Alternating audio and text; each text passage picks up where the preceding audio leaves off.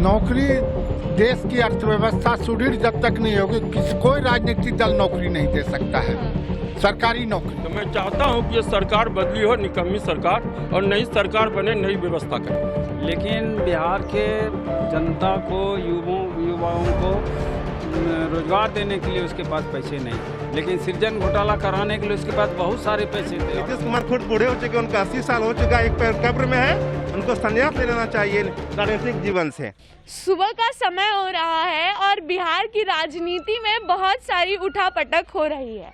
कल निर्मला सीतारमण दिल्ली से बिहार आई थी, उन्होंने अपना संकल्प पत्र सामने रखा जिसमें एक नई बात सामने आई। वो बात ये थी कि बीजेपी अगर सत्ता में आती है या बीजेपी गठबंधन अगर सत्ता में आती है तो 19 लाख नौकरियां बिहार के युवकों को देगी। लेकिन एक बात ध्यान देने वाली है कि ये नौकरियां स्व नौकरियां होंगी।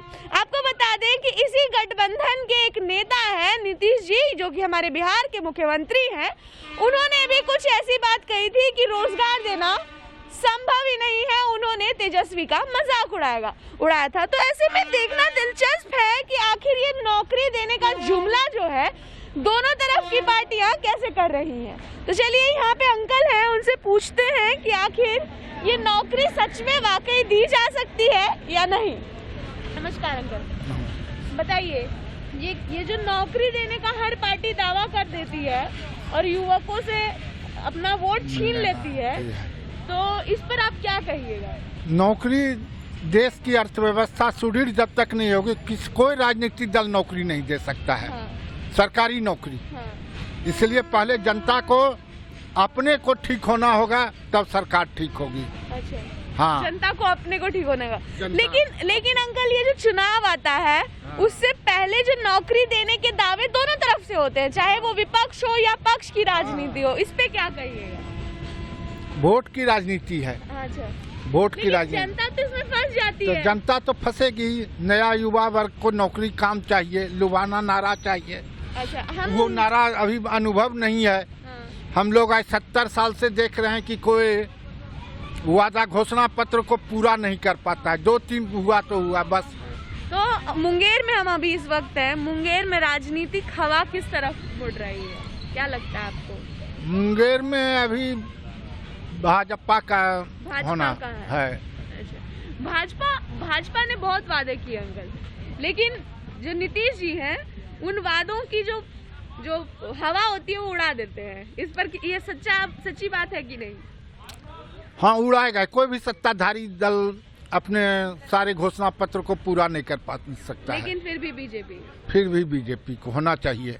अंकल ने कहा कि कोई भी सत्ताधारी पार्टी अपना संकल्प पत्र पूरा नहीं करती है। आप जवान हैं, आपने कल भाजपा का भी एक अनाउंसमेंट सुना होगा कि हम 19 लाख रोजगार देंगे, लेकिन उन्होंने ये भी बात कही है कि ये स्वरोजगार होंगे। अब इस पे आप क्या कहेंगे? स्वरोजगार तो बात है कि देखिए, जब भी इलेक्शन का समय आता है तो सभी पार्टी जो है अपना अपना मतभाव देने लगती है कि हम इतना नौकरी आ जाएंगे, इतना नौकरी आ, लेकिन जब जीत जाती तो फिर कुछ नहीं है। ग्राउंड लेवल पे कुछ वर्क होता ही नहीं है।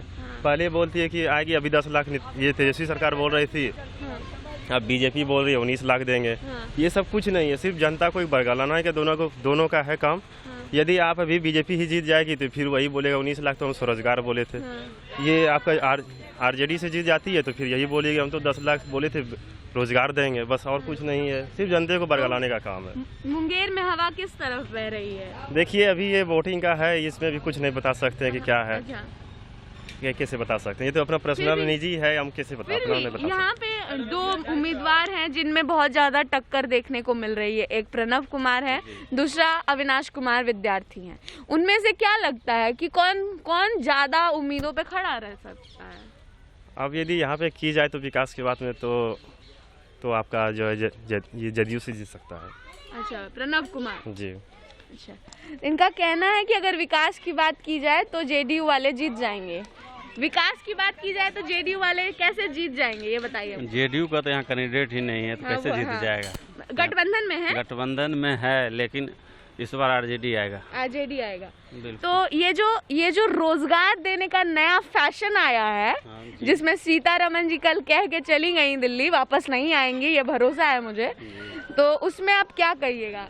10 लाख का जवाब 19 लाख था। बस यही है, बस ये इसमें तो पॉलिटिक्स है, टोटली पॉलिटिक्स ही है। हाँ। इसमें टोटली पॉलिटिक्स है, लेकिन इस बार पिछले चुनाव की अपेक्षा जो है बदलाव का जो है सत्ता विरोधी जो है लहर बिहार में देखने को मिल रहा है, और मुंगेर भी उससे अछूता नहीं है। अच्छा, यहाँ पे दो कैंडिडेट है, प्रणब कुमार भाजपा से और अविनाश कुमार विद्यार्थी। दोनों में से क्या लगता है कौन उम्मीदों पे खड़ा उतर सकता है? उतर सकता है। अभी तो अविनाश कुमार विद्यार्थी का फर्स्ट चांस है, इसलिए हम लोग चाह रहे हैं कि जो है उसी को जिता करके भेजा जाए। अच्छा, आप कह रहे थे कि वो सही है 10 लाख वाली बात, लेकिन मैं एक पत्रकार हूँ, मैं बहुत सारे लोगों से मिलती हूँ, मुझे आज तक एक ऐसा इंसान नहीं, राजनेता नहीं मिला है जो सही बात करता हो। आपको लगता है सही बात कोई? हमको लगता है कि सही बात है। 10 लाख वाली बात हाँ। सही। भगवान करे सही हो, क्योंकि ये मेरे और आपके लिए, दोनों के लिए सही है। यस। तो आप जो है आरजेडी के पक्ष में बात कर रहे हैं, सही। और यहाँ पे आपके जो कैंडिडेट है अविनाश कुमार विद्यार्थी, क्या आपको उन पे भरोसा है? पूरे भरोसा है, जीत जाएंगे? हाँ।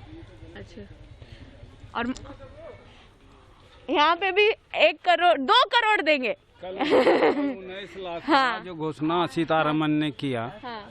क्या वो रोजगार देंगे? अभी तक दिया है जो अभी कल घोषणा पटना में कर करके गई है। पत्र की कौन सी बातें अभी तक सही हुई हैं? नहीं, वो तो अनाउंस करके गई है कि मैं ये 10 लाख बोल रहे हैं, मैं 19 लाख का रोजगार बहाली देंगे। जनता फिर से बीजेपी के लोग में आएगी? अब जनता जाने।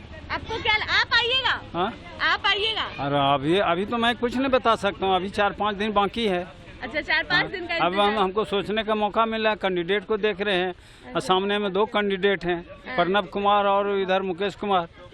अगर तुलना की जाए तो भी बेहतर कौन लग रहा है? कौन चीज, सब तो बेहतर ही है, कोई ऐसा सब बेहतर है। पन्ने नहीं खोल रहे चाचा जी? अपने पन्ना क्यों खोलेंगे? पन्ना तो उसी बताइए। देखिए, आज तक मैंने केंद्र सरकार की, बीजेपी की जो घोषणा देखे हैं वो सारे झूठे हुए हैं।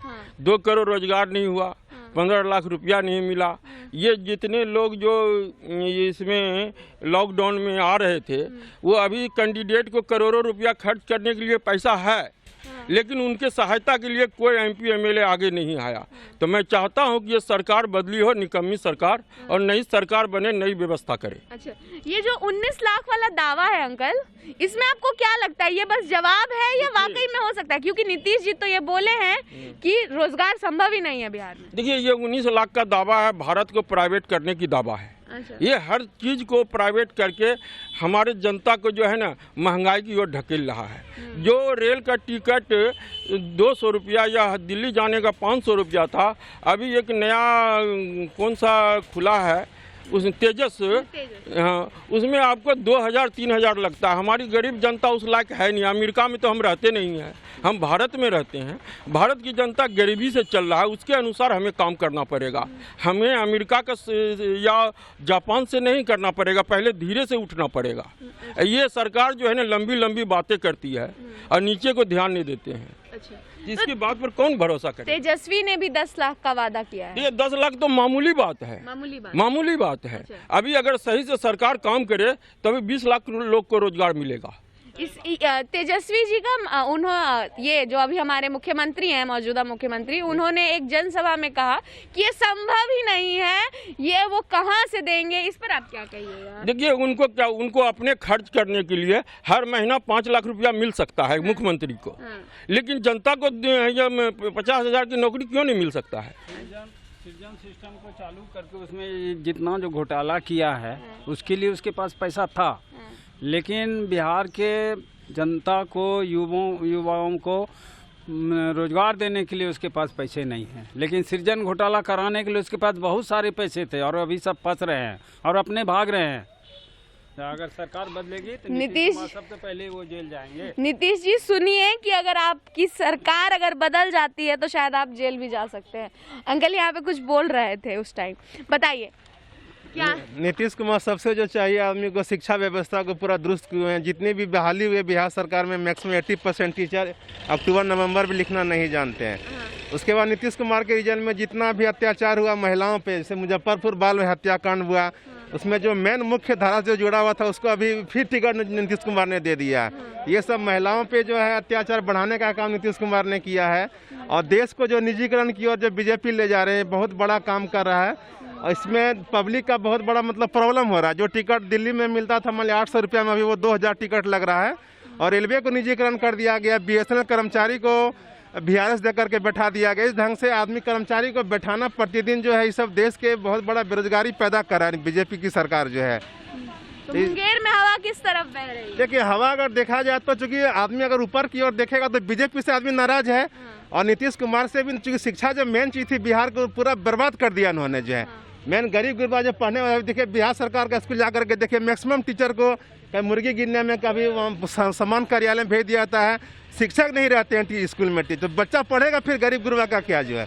ये सरकार जो गरीबों के लिए नहीं, ये सरकार सिर्फ जो है बिजनेसमैन के लिए है और नीतीश कुमार थक चुके हैं, समझे कि नहीं। ये जो है बाल हत्याकांड में मुजफ्फरपुर वाला हत्याकांड में भी इन्वॉल्व भी है प्रत्यक्ष रूप से। तो मुंगेर, जैसा आपने कहा कि मुंगेर में आपको क्या लगता है? मुंगेर में देखिए अभी आदमी चाह रहा है कि युवा नेता बने। युवा को अगर देखा जाए तो तेजस्वी यादव वहाँ पे ऊपर में फ्रेश करें तो उनको देख करके आदमी जो RJD को ही वोट देगा अभी, क्योंकि नीतीश कुमार बूढ़े हो चुके हैं। उनको संन्यास ले लेना चाहिए। अभी जो बिहार में 50 साल का जो शिक्षा व्यवस्था कर रहा है, आप बोलते हैं कि टीचर के लिए 50 वर्ष में रिटायरमेंट देंगे। आप क्यों रिटायरमेंट क्यों नहीं लेते हैं? आप क्यों नहीं ये बात बोलते हैं कि जब MLA के लिए लागू होना चाहिए? ये बात है कि नहीं कि 50 साल में हम भी वॉलंटियर रिटायर ले लें और युवा नेता को वहाँ आगे बढ़ाएं। तो नीतीश कुमार खुद बूढ़े हो चुके, उनका 80 साल हो चुका है, एक पैर कब्र में है, उनको संन्यास ले लेना चाहिए राजनीतिक जीवन से। इसलिए मैं कहना चाहूँगा। जय हिंद जय भारत। आप क्या कहिएगा अंकल? हम तो बोलेंगे राजनीति में रोज वादे किए जाते हैं, जनता किस पर एतबार कर रही है? 10 लाख पे अथी हैं। अच्छा। और 19 लाख तो जुमला है। अच्छा। और मैं एक चीज़ बताना चाहता हूँ कि ये सब बोल रहे हैं कि 8वां पास नौकरी क्या देंगे। हमारे प्रधानमंत्री कितना पढ़े हुए हैं, वो भी नॉन मैट्रिक हैं, वो कैसे अथी कर रहे हैं कि देंगे। ज्ञानी जेल सिंह कितना पढ़े हुए थे। जो आदमी बोल रहे हैं कि 8वां पास, तो ये बतावे कि वो लोग कितने पढ़े लिखे थे और अभी नरेंद्र मोदी कितना पढ़े लिखे हैं। अच्छा। वो उनका योग्यता बताएं। अच्छा। तब ना हम समझेंगे कि 8वां पास नौकरी नहीं दे पाते हैं। और मुंगेर में क्या लगता है? मुंगेर से RJD जीत रहे हैं। अच्छा। इसमें कोई दो मत नहीं। कोई दो मत नहीं ना। तो हमने लोगों से सुना कि जो सीतारमन जी 19 लाख का दावा ठोकर पटना से दिल्ली लौट चुकी हैं, क्या जनता को इस बात पे एतबार है या नहीं? बाकी अगर एतबार की बात करें तो जनता हमेशा से ठगी जा रही है और ये इतिहास गवाह है कि जनता की कोई नहीं सुनने वाला है। बस चुनाव के वक्त अलग अलग वादे किए जाते हैं, लेकिन मैंने हर रिपोर्ट आपको मुंगेर से पहुंचाने की कोशिश की है और मेरी ये कोशिश बदस्तूर जारी रहेगी। मैं आपके साथ थी पूजा सिंह।